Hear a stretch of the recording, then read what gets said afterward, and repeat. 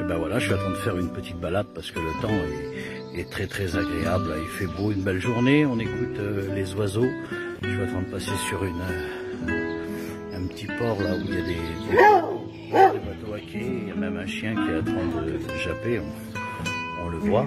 Et ça me fait penser à un récit de la Bible. Un jour, Jésus, ils sont sur le lac. C'est comme aujourd'hui, c'est une belle journée qui rayonne. Et puis il est avec ses disciples et il leur dit nous allons passer à l'autre bord. Et là ils montent dans l'embarcation. Et puis les voilà parti Jésus avec les disciples pour aller sur l'autre rivage. Mais le lac est assez grand quand même. Il faut pas mal de temps pour traverser. Et puis les disciples, c'est une joie, ils sont avec le maître là, il n'y a plus le peuple, et puis il n'y a plus la foule qui est autour de lui, il y a Jésus et ses disciples, donc ils peuvent lui poser toutes les questions qu'ils veulent. Et Jésus, il est celui-là qui répond à toutes les questions. Et Jésus, paisiblement, c'est tellement beau, il fait tellement beau, il se met à l'avant de la barque. Et là, il s'allonge et il s'endort paisiblement. Et les disciples, regardent Jésus dormir. Et puis voilà que le temps qui est si clair, d'un seul coup, ce temps s'obscurcit. Il vient très bas. Le vent se lève.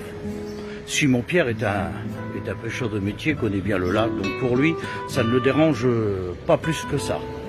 Mais voilà que l'eau commence à se déchaîner et l'eau commence à rentrer à l'intérieur de l'embarcation. Là, une panique commence à venir dans les disciples. Mais Jésus dort toujours paisiblement. Alors, il décide d'aller le voir, le réveiller.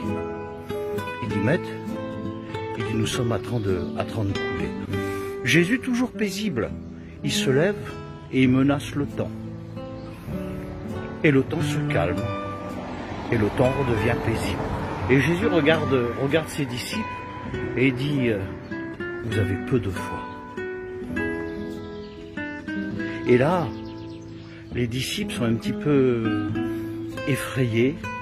Ils comprennent pas trop ce qui se passe. On voit qu'ils sont un petit peu comme des grands enfants. En fin de compte, ils sont avec Jésus, mais ils ont toujours besoin d'explications. Il dit, il a menacé la mer, il a menacé le temps, et le temps s'est calmé. Ils avaient, je crois, pas encore réalisé qu'il était Jésus, le Fils de Dieu. Pourtant, ils ont vu des miracles. Ils ont vu des prodiges. Mais ils ont besoin de voir. C'est pour ça que Jésus les enseigne, les a toujours avec lui, les a eu avec lui pendant 3 ans et demi, pour pouvoir les enseigner. Peut-être que la tempête est dans ta vie. Alors ce récit merveilleux que je viens de t'expliquer, hein, tu le retrouveras dans Luc, chapitre 8. Et je te dis bonne lecture.